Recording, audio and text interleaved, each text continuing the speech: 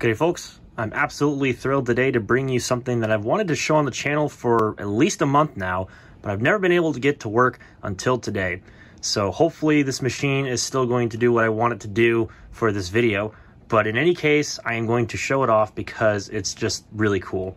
Today, I bring to you something that I actually got in exchange for working on some Android tablets for a thrift store owner, and in return, I got this wonderful Powerbook 180. So let's check it out.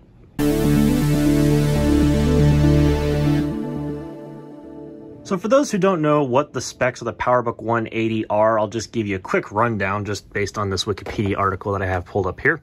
So the Powerbook 180 line replaced the 170 since it was the high-end model. It now has the 33 megahertz Motorola 68030 CPU and 68882 FPU. And it also allowed it to run at a slower 16 megahertz rate as a power saving measure to match the speed of the original 140. Now the model I have is just the 180. It's not the 180C, which means that it has the 4-bit grayscale 640 by 400 display, which I know to some people is probably not the most exciting because, you know, PowerBooks these days with the active matrix grayscale displays are starting to develop the ghosting corners issue, which this one that I have below the HP here definitely has, but it's not the end of the world, and absolutely it still works just fine, at least in this particular unit. And of course, my unit has what I believe is an 80 megabyte hard drive, and of course the standard 1.44 megabyte super drive. So yeah, absolutely wonderful, and I'm so excited to have this machine, let alone like one that actually is in good condition like this one is. I mean, this thing, it has its flaws, don't get me wrong, and I'll go ahead and I'll kind of get in a more comfortable filming position here to show you. It definitely is missing one of the little round feet that is on the corner, and it's also missing the port cover, which is not uncommon.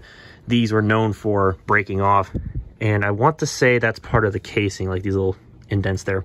And of course, this one has the optional phone modem, which is pretty cool to see on one of these PowerBooks. And luckily, whoever had this PowerBook last actually had the decency to take the battery out, which means there is no battery leakage inside at all. Like, it's absolutely wonderful. Now, if I open it up here, I'm kind of just rushing through this because I'm trying to get to the spot where I can actually turn this machine on, and you'll soon see why. So as you can see, there's definitely a little bit of separation down there by the left hinge. It looks like there's like a little leaf in there or something. I'm not too sure. Maybe that could be the ribbon cable. I'm really not too sure. So I'm trying to be delicate with this machine until I can actually get the screwdrivers to take it apart. But it's not got any obvious hinge problems, like, you know, casing related, maybe just a little bit. It's starting to like slowly develop, so this is definitely going to have to be a candidate for getting taken apart and fixed. But for right now, it's still holding, so I'll definitely get into repairing this machine later on in the future once I have the ability to do that, you know, have more time. So for now, I've only just brought it out so I could actually film it today. The keyboard is a little on the yellow side, but it's really not that bad, and it actually still looks to be in pretty decent shape. There's a little bit of shiny spots on the keys, especially the space bar, but otherwise it's really not too bad. Trackball does have, you know, a little bit of play, like the rollers need to be cleaned, but that's easy enough to do. Just, you know, take the trackball out, and both the buttons are nice and clicky still. So, why did I bring this machine out today? Well, truth of the matter, it used to not work, and I believe this is down to capacitors. What it would do before, when you'd plug it in and try to power it on, is it would give you the boot up chime, but then it would immediately go do-do-do-do, do-do-do-do, you know, play the chimes of death. And it would never show anything on the screen. It would just show like horizontal lines all over the screen. And that's all it would ever do. And I think the reason why is due to capacitors. Like, it could start the logic board, but it could never really get to the point where it would start up. But I left it on today just thinking, okay, whatever, let me just see if I can do something, like try to leave it on and let's see if it'll charge the capacitors up enough to which it'll actually fire up. And you know what? Damn it did. And I'm excited today to tell you this machine starts up with its SCSI hard drive. I cannot make that up. It actually works. So I'm trying to rush through this because I want to get it powered back on so I can make sure that it's going to continue to work, because you know, it's not too exciting because this is just an old PowerBook 180 with a bunch of what probably looked like legal documents on the hard drive. But still, I want to show it operating. So why don't you say we go ahead and get this thing plugged in and powered on. Okay, not the most ideal filming scenario because the overhead light is right on top of us and the screen for that matter. But anyways, so I got it plugged into power over there, obviously, because there's no battery. Not like it would work anyway, unless I were to buy a refurbished one or whatever. So let's go ahead and power this thing on, and let's hope that it still turns on. Okay, yeah, here we go. See, this is what it was doing before. It would just start up, play the chimes of death, and then it would just display these lines all over the screen. And obviously, I think, again, this is down to capacitors probably being the issue. And another thing, in this like weird state it's in, the hard drive does not spin up. And I think, again, that's got something to do with the capacitors. They just don't have enough charge. But you give it enough time, if you leave it sitting on the screen, it will actually, like, the screen starts to like turn completely white. I don't know what that's all about. But if you leave it and then you come back to it, power it off and power it back on, it will actually start up from its hard drive. So I'm gonna see if I can reenact that scenario. We might be a little while, but thanks to the magic of video editing, I will definitely come back when I'm ready to restart it, and we'll see if we can get this thing to start up from its hard drive. Oh my god, guys, I left this thing on with like the chimes of death thing for like 5 minutes or so, and it actually is starting up. What the heck? That is unbelievable. Holy crap. Jeez. The hard drive actually still works in this thing.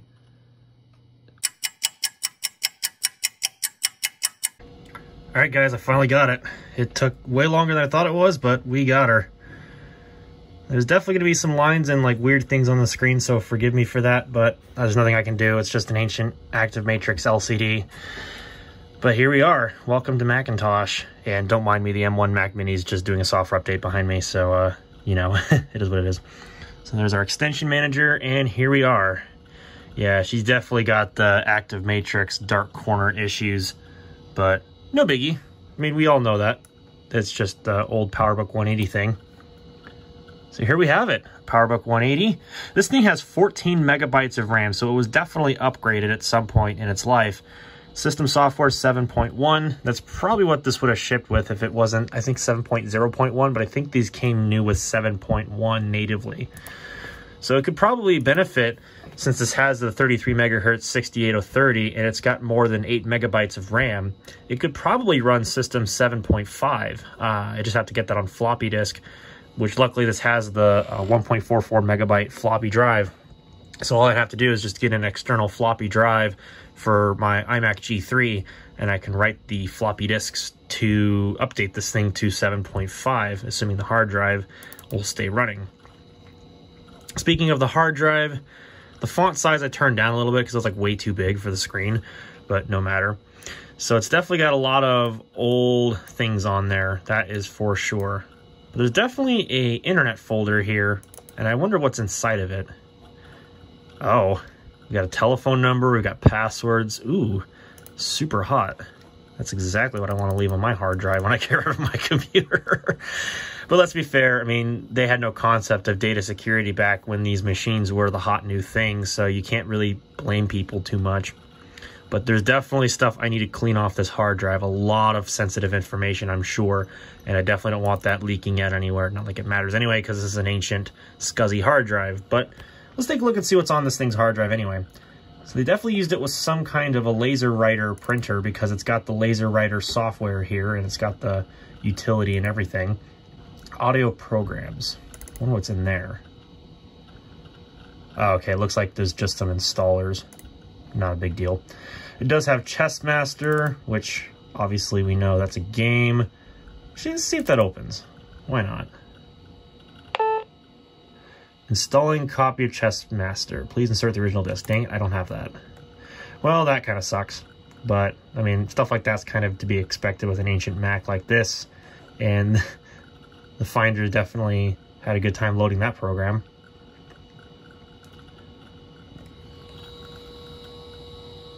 And definitely the hard drive, I'm not sure. It might be okay, but, you know, it is what it is. I'm going to view this by icon. And then I'm just going to tell this to clean up the window. Something like that should work. It does have Microsoft Excel on the drive. So I guess we'll see what version of Microsoft Excel we're running here. It's got Word as well. Excel 3.0a. Very nice. There's an old version of Microsoft Excel for you. Very cool. Whoops, right, you have to click and hold. But yeah, it's definitely got some ancient crap on here. 1997 at expenses. Definitely going to get that stuff off of the hard drive. It's probably not useful anymore, but you definitely don't want to save that. That's for sure. Also got a really annoying horizontal scroll bar. It's got Mac Link Plus down here. We got Quicken 5. We got Netscape Personal Edition. Be curious to see if there's any... no, it doesn't really look like there's anything left in here. It just says 2 items, and those are the only 2 things in there. Sorry if I'm not doing the best camera work. I need to move the screen a little bit here. The screen actually looks really good on camera. It looks a little on the yellow side, but it actually looks really good on the camera, despite the, you know, the lines and the corners being the way that they are. Let's try on launching Norton Utilities here. I suppose that this came with the machine. Yeah, system info, we got fastback, speed disk, unerase, disk doctor, and I'm gonna go ahead and look at the system info here.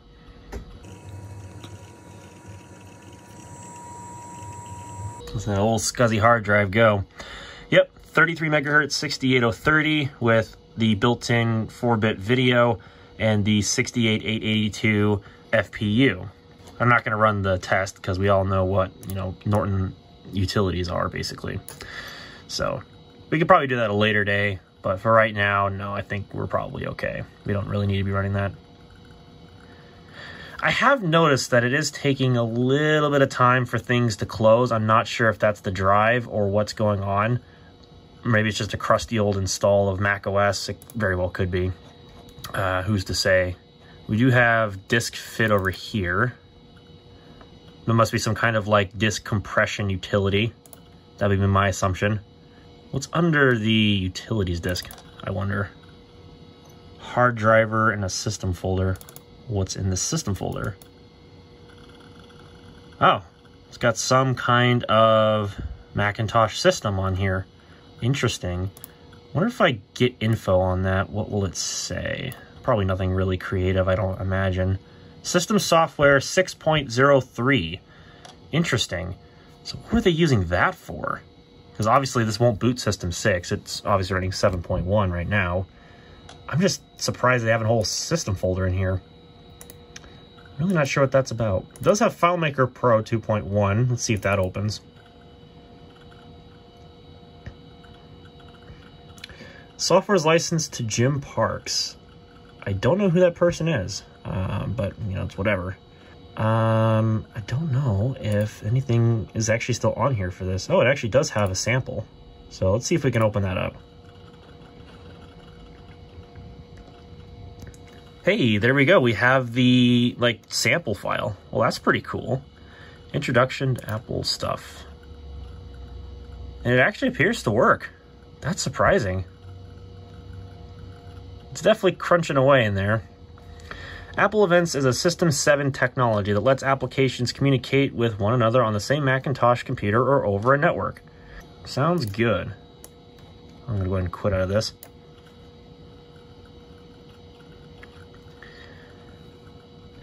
Yeah, I'm gonna sound like a broken record here, but I'm so happy this thing actually works. Like, this is just nuts that this thing actually powers on and it actually functions even at all. Like, the hard drive is really the most amazing part because usually these old scuzzy drives, they just die. It's unbelievable this one actually still works.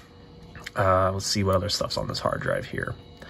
Other than all the messy amounts of documents, got trial folder, stuff like that to file.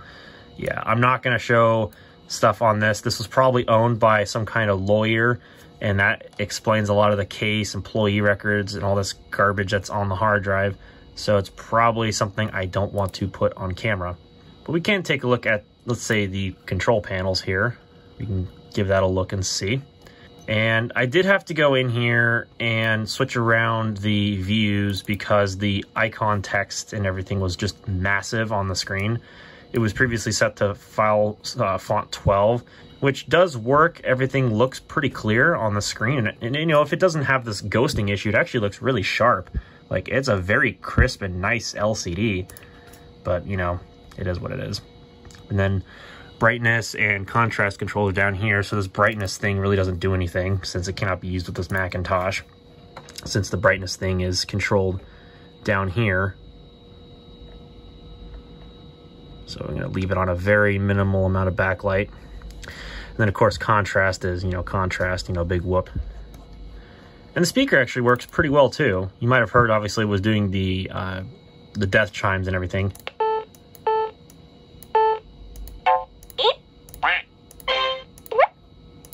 I'm gonna leave it on the simple beep and turn the volume down, since it doesn't need to be that loud, especially when it's blasting this the sad Mac chime, basically. Anyways, enough playing around with that. General controls, you know, we all know what that is, you know, whatever. So, yeah, for all intents and purposes, other than, you know, maybe testing out Microsoft Word or, you know, maybe trying to find some other software to put on this thing, which I don't obviously have quite available, that is a quick look at this Macintosh Powerbook 180. The fact that this thing actually works, and I pretty much got it for the equivalent of working on software updating Android tablets, is just crazy. And I'm so happy to have been able to share this experience of, well, this machine actually working in front of you all. Like, I thought this thing was going to need, it probably still is going to need some capacitor replacements. I absolutely believe that's going to be the fix for this machine and why it keeps sad-macking every time it turns on. But, you know, at the end of the day, the fact that it starts up its SCSI hard drive and, you know, it works, like the trackball works, the keyboard works, you know, the speaker works, the screen, yeah, it has its regular old active matrix ghosting issue, whatever, but it still works. Like, it's just crazy. So anyways, of course, as I'm trying to wrap up this video, I get interrupted. Anyways, so I'm going to go ahead and wrap up this video here, and I'm going to go ahead and put this machine away since I don't want to be putting too much wear on this hard drive, especially if I'm not planning on using this machine for anything other than a video at the moment, until it can get worked on and whatnot by me or somebody else who knows what they're doing. But, you know, in the meantime, I hope you all enjoyed, and if you like what you saw, well, then you know what to press. If you didn't like it so much, well, then you also know what to press. Get subscribed down below, and, well, with that having been said, obviously, thank you very much for watching, and I'll see you all in the next one.